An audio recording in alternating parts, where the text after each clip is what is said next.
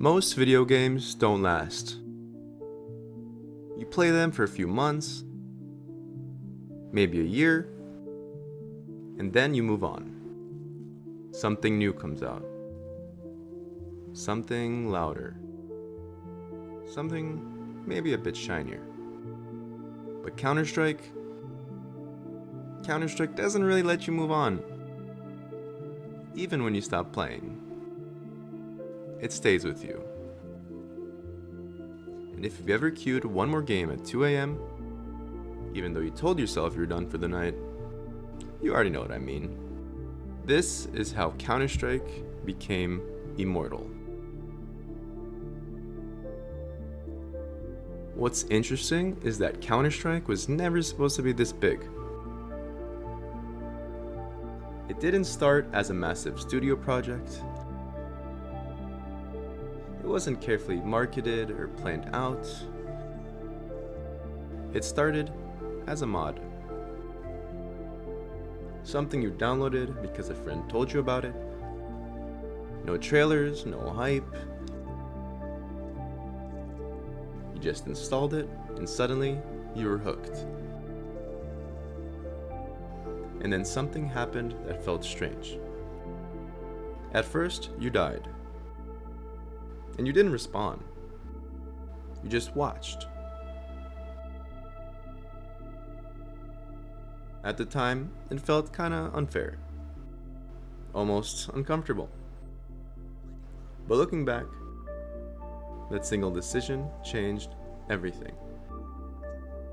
Because for the first time, a shooter introduced something most games avoided: responsibility. Counter-Strike didn't grow because it was pushed. It grew because people refused to let it go. Internet cafes, LAN nights, local rivalries. You didn't just log in and play. There were no influencers telling you how to play. No algorithm deciding what you saw. Just people who care deeply about getting better. And somehow, that obsession created something special. If you played during those years, you weren't just a part of a game. You were part of a culture. Over the years, many games tried to replace Counter-Strike. They had better graphics, faster movement, bigger explosions, and for a moment, they looked impressive. But they missed the point. Counter-Strike was never about being spectacular. It was about tension.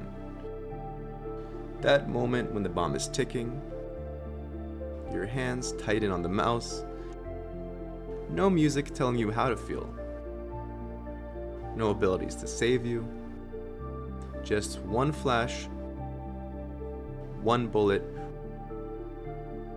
one decision. In that understanding that if you mess it up, it's on you. Counter-Strike has actually changed over time. Engines changed. Graphics improved. Systems evolved.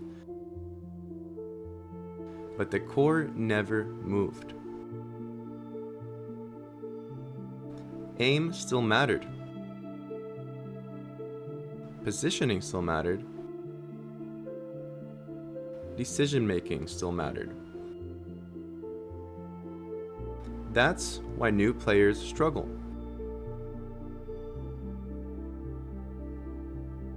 And that's why veterans never truly leave.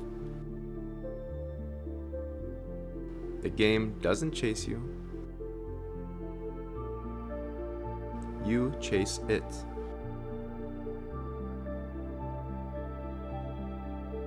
Trying to be just a little bit better than yesterday. Counter-Strike isn't immortal because it is perfect. It's immortal because it's honest.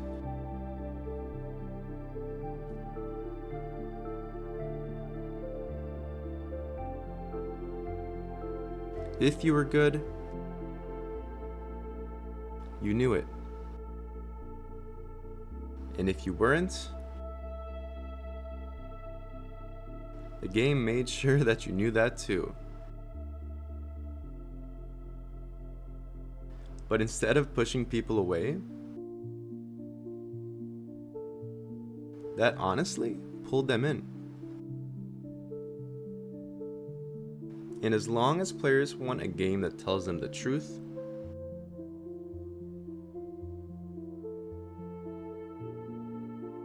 Counter-Strike will never die.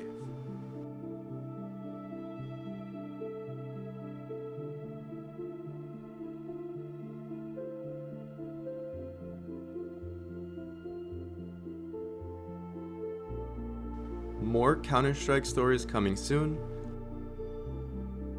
Subscribe if you're here for the long game.